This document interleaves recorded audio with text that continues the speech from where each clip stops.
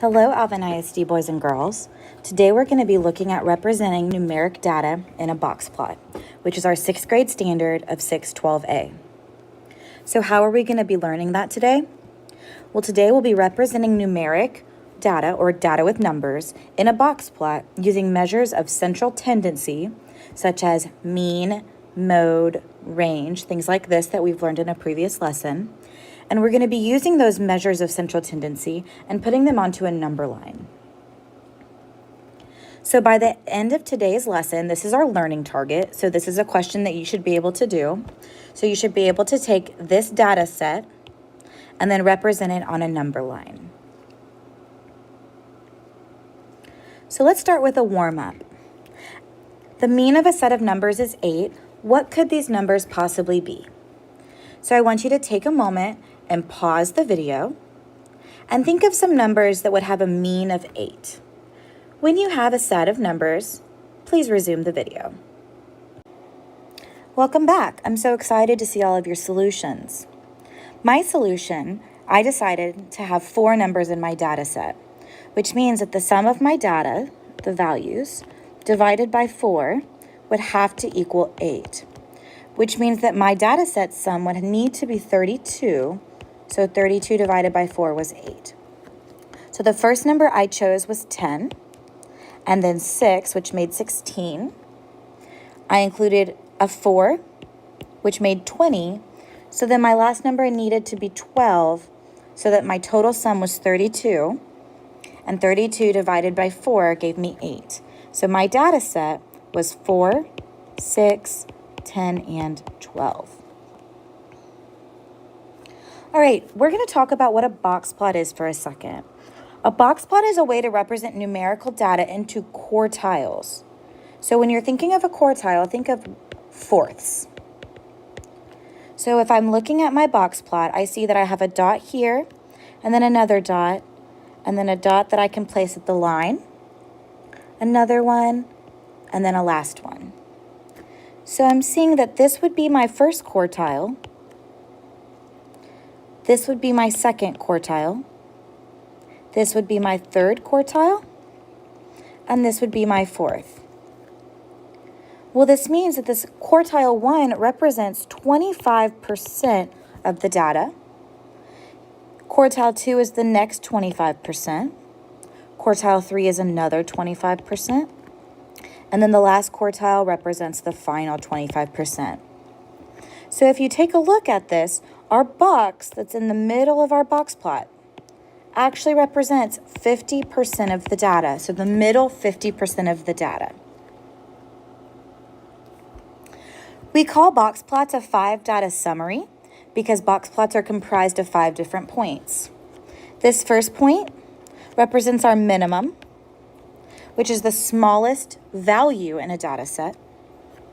Our next point is what we call quartile 1, so it's the end of our first quartile. The middle point, which is where our line is through, is our second quartile, which means the end of our second quartile values, but we're actually going to call that the median. That is our middle value. This next point right here is our third quartile. And our last point represents the maximum, which is the greatest point on our box plot. So when I'm transferring values from a data set onto a box plot, the first thing that I want to do is to put them into numerical order from least to greatest. This will help me identify my median, my minimum values, my maximums, as well as the quartile values. The smallest value that I see in my data set is 15. So I will represent that first. And then 20, 35, 40, 60, 75, 80, 85, and then 90. So my minimum value is 15. So I'm going to place that dot halfway in between 10 and 20 above my number line. My maximum value is 90, which I will place above the 90 on the number line. The next point that's going to be fairly easy for me to find is going to be my median, which is the middle number of a data set.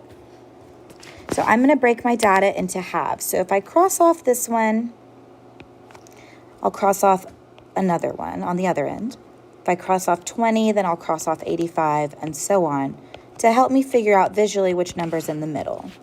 So if 60 represents my middle point, which is my median, I'll plot that there. So now my data is actually separated into a lower half and an upper half. Finding my value for the quartile 1 will be the median of the lower half.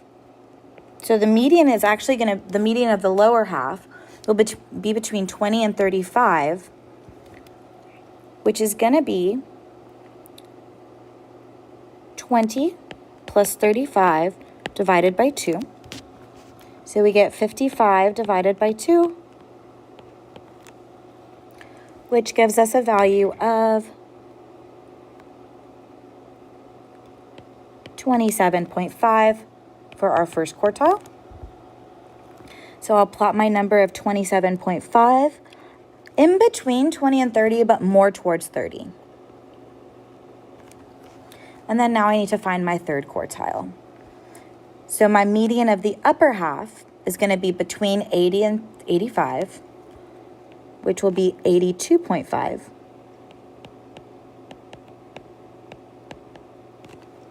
So I will plot that number.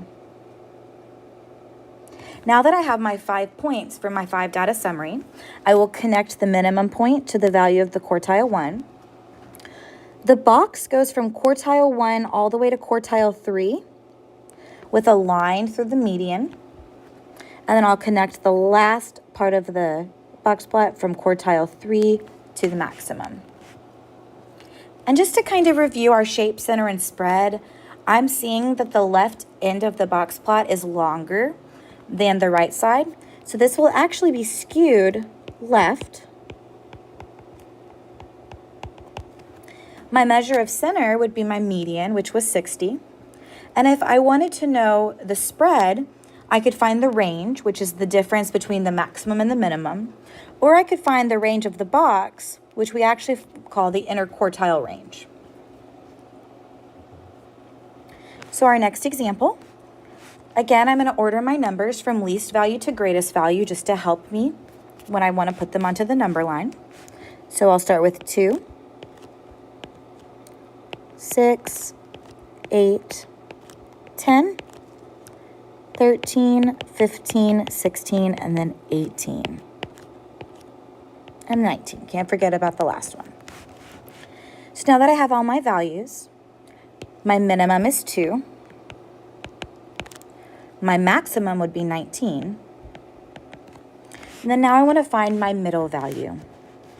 So my middle value, again, is my median. So if I cross off values from opposite ends of the data set, I will arrive at that median of 13, which separates my data into 2 halves, the lower half and the upper half.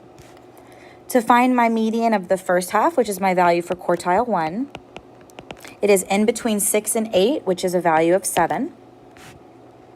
And then my quartile 3, which is my median of the upper half, is in between 16 and 18, which gives me a value of 17.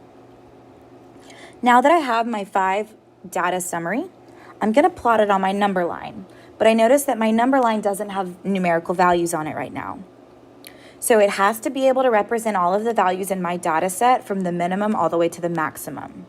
So it needs to start at least a 2. And I'm going to say that I'm going to increase by values of 2 to get to 20.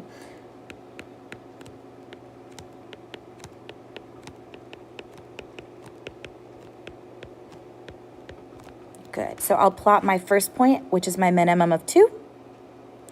My quartile 1, which is 7, so it will fall in between 6 and 8.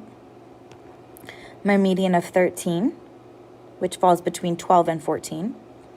My third quartile value of 17, which falls between 16 and 8. And then my maximum of 19, which falls between 18 and 20. And again, when I want to connect my values, I connect my minimum point to my quartile 1. My box goes from quartile 1 to quartile 3. A line goes through the median, signifying that that is a measure of center. And then the final line connects the points from quartile 3 to my maximum.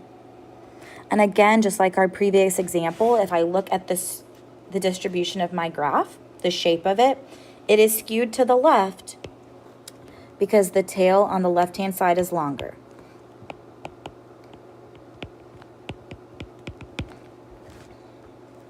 All right, so now we have arrived at our learning target. At this point, I want you to pause the video, attempt it on your own, and then come back when you're ready to check it. All right, so here's my box plot that I represented using the data set. Our minimum was 5. Our first quartile was 8.5. Our median was 13. Our third quartile was 18.5. And our maximum value was 19. Thanks for learning with us today.